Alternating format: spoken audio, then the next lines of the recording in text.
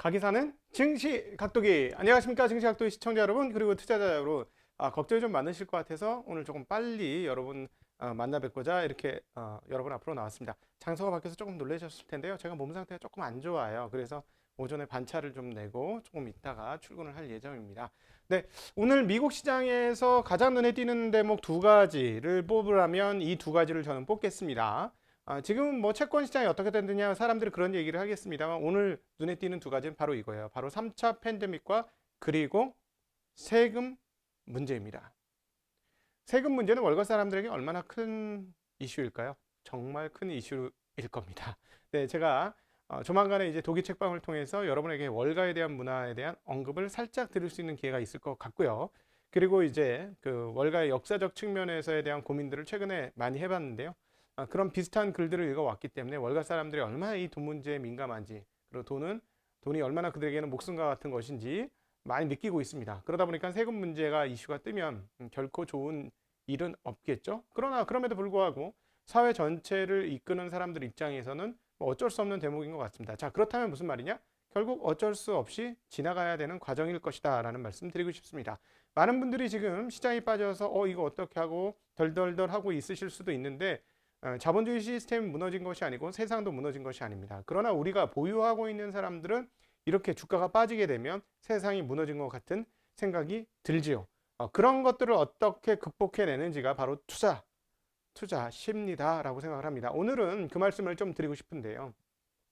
어차피 지금은 여러 가지 장기 그 프랙탈 중에서 작은 프랙탈들이 있을 수밖에 없는 그런 상황들이고, 그동안에 지난 1월 통해서 워낙 시장이 가파르게 올랐기 때문에 숨고르기가 있을 수 있는 충분히 그런 시점이다라고 보여집니다. 그러나 시간이 지나고 나면 또다시 미국 시장을 비롯해서 금융시장들 그리고 주식시장들은 우상향하는 모습을 보여줄 것입니다. 그러나 이 과정들 가운데서 약간의 고통스러운 과정을 어떻게 넘길 것이냐, 그리고 또 하나 수업료를 하나 지불해야 할 것은 있죠. 왜냐하면 남들이 열광을 했다고 해서 나도 열광을 하면서 가격을 상당히 높은 가격을 지불하고 주식을 매수했다면 그런 분들은 지금 과정들이 상당히 고통스러운 과정들이 될 가능성이 좀 있습니다. 그래서 제가 계속해서 누누하게 사람들 많은 곳에 가지 말아라, 그리고 가격이 싸야 된다, 비싸다, 막 이런 말씀을 드렸던 것들은 이런 상황에서 어떻게 잘 견딜 것이냐 하는 그런 고민 속에서 나왔다는 얘기이기 때문에 그런 부분들을 얘기했던 것을 좀 양해를 부탁드리도록 하겠습니다. 오늘 미국 시장 내용으로 구체적으로 들어가서 하나하나 살펴보면, 일단 유럽에서의 팬데믹이 상당히 강화되고 있는데요.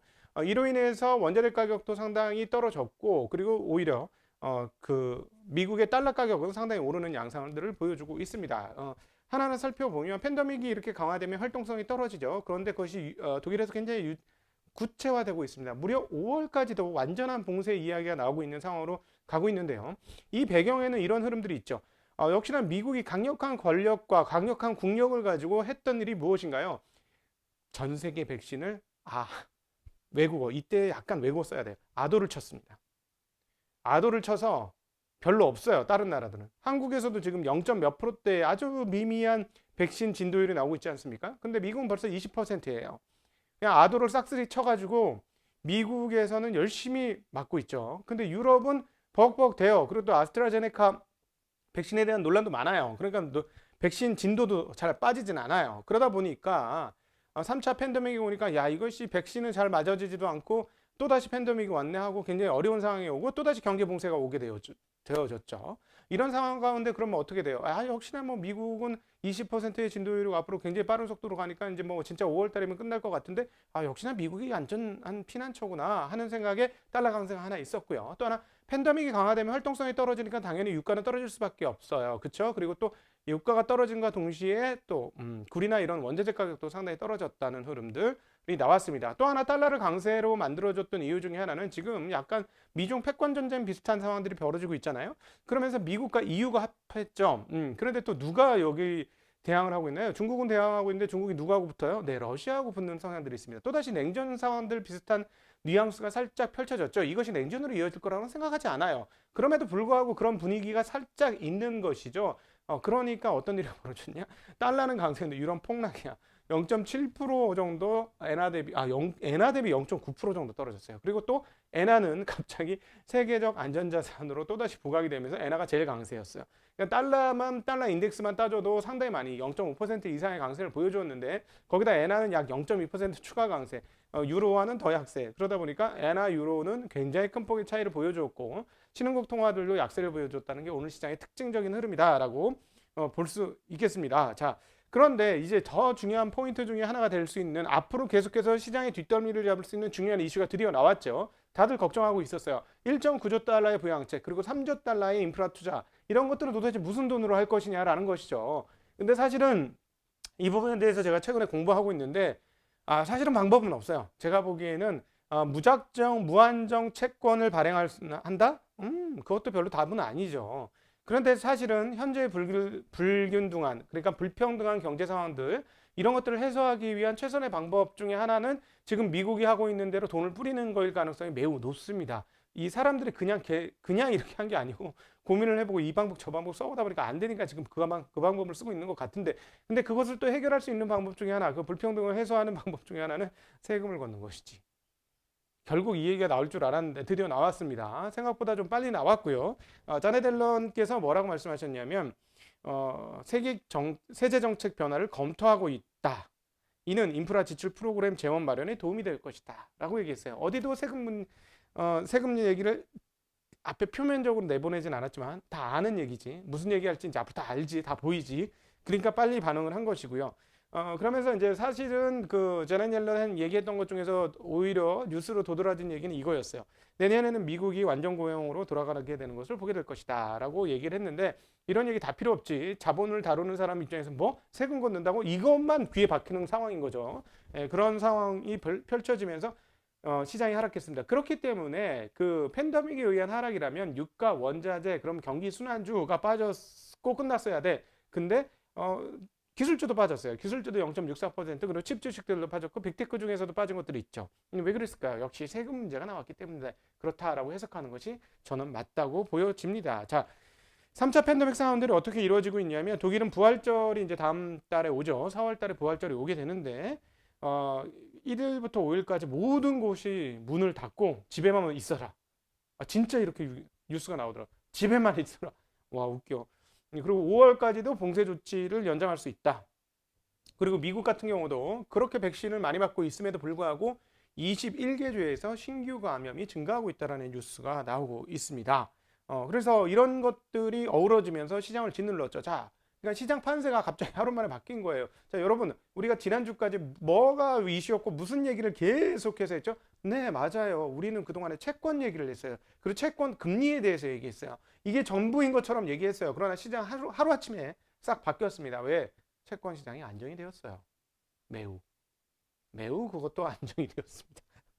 하루 만에. 자, 그러니까 SLR에 대해서 사전에 퍼진 거지, 얘기가.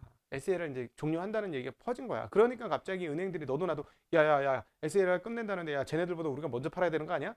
뭐 이런 게 있었지 않았나 싶습니다. 그래서 갑자기 이렇게 한 번 1.6까지 뛴 것도 황당했었는데 1.7까지 한 번 더 뛰어서 와 이건 뭐야 이랬는데 지나고 보니까 그랬던 것으로 그림이 그려지네요. 충분히 그런 상황입니다. 자 그런데 이제 SLR 이제 이슈 다 터졌죠.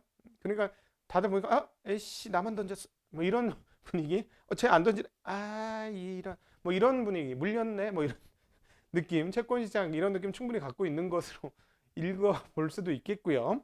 어찌되었건 뭐 이런 상황이라서 채권 시장은 안정이 됐고 중요한 포인트가 하나 있다고 했죠. 2년물 600억 달러의 입찰이 있었습니다. 이 입찰이 아주 무난하게 잘 됐어요. 평소에 2.44배 정도의 입찰이 있었는데 얼마? 2.54배로 아주 뭐 응찰률이 좋았습니다. 그리고 해외 투자자, 외국인 투자자들도 입찰이 좀 들어왔다. 이거 되게 중요한 포인트죠. 미국 연준만 국채를 사주냐? 아니다. 이제 이금리에서 해외 투자자 매수자가 생겼다. 그래서 지난주에도 말씀드렸지만 미국이나 일본 같은 애들이 중국이나 일본 같은 애들이 이걸 사줄 것이냐도 상당히 중요하다고 했는데 외국인 투자자 사줬다는 의미에서 금리가 상당히 안정되고 있는 모습들 확인할 수 있습니다. 그래서 순식간에 우리는 그 지난 2주간 이 채권의 이 마찰적 긴장 상황 속에서 이거 뭐야 했는데 갑자기 걔는 아무 일 없었다는 듯이 제자리로 쑥 빠져버리는 10년물 국채 금리가 1.6%대로 떨어지는 그것도 중반 아래로 떨어지는 그런 양상을 보여주었습니다. 참 재미난 상황인 거죠. 금융시장을 이렇게 보십시오. 내가 보유하고 있기 때문에 내 보유하고 있는 것들이 흔들려서 괴롭고 힘들다 이렇게 생각하지 마시고 야, 참 금융시장 버라이어티하구나 이렇게 보여지고 이것들이 이제 사실은 좀 재미나네. 얘들 참 지랄을 하네 다들. 뭐 이렇게 보여지는 정도 수준만큼만 투자를 하시는 게 좋긴 해요. 예, 그 정도 하면서 이런 것들이 익숙해지고 그리고 담담하게 받아들여지고 그러나 나는 나의 길을 이렇게 잡아서 가야 되겠다라고 생각이 되어지면 투자의 수준을 좀 늘리는 거 그때 그런 거는 괜찮은 것 같습니다. 왜냐하면 이제 내성이 좀 생겼다는 거고 심리적으로 흔들리지 않기 시작했다라는 거죠. 심리적으로 흔들리지 않으면서 시장이 보이기 시작하고 어떻게 투자해야 되는지 나의 결이 만들어진다면 그때는 투자를 늘리셔도 돼요.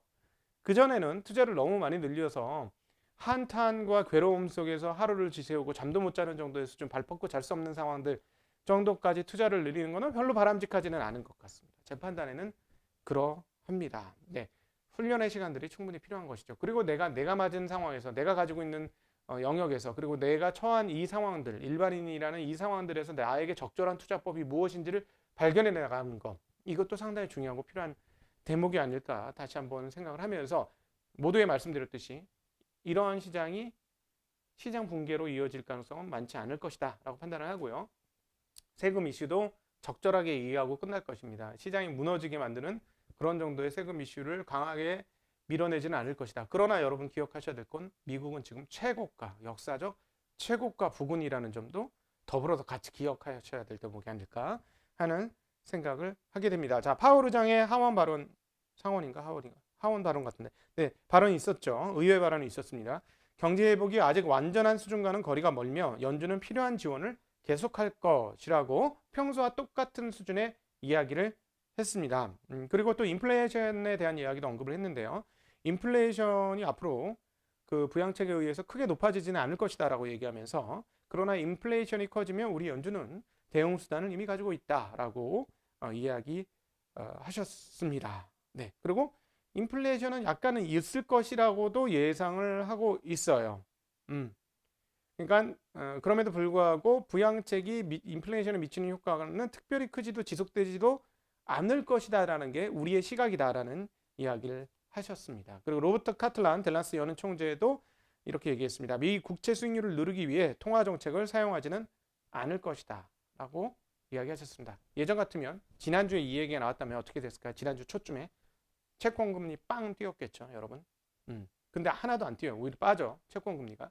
여기서 그런 얘기를 드린 거예요. SLR 이미 은행들이 알고 있었고 요거 빨리 팔려고 러시아다가 금리가 한번 튀었나 보다라고 충분히 생각할 수 있는 개연성을 우리에게 지금의 현장의 채권 시장 흐름들을 우리에게 보여주고 있다라는 대목. 네.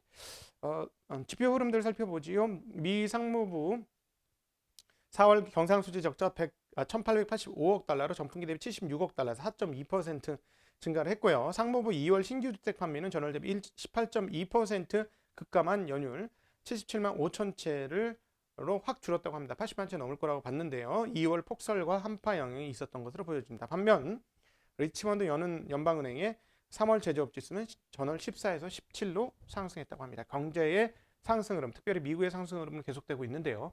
과연 3차 팬데믹이 얼만큼 시장에 영향을 미칠지 그리고 세금 이슈에 대해서 얼마나 격렬하게 시장이 반응할지도 앞으로 미국 시장을 보면서 살펴볼 대목이고 그러나 채권 시장에 의한 지랄맞은 상황들은 상당폭 완화되었다라는 점도 오늘 다시 한번 확인할 수 있는 대목이 되겠습니다. 여러분 걱정이 되실 수도 있는데요.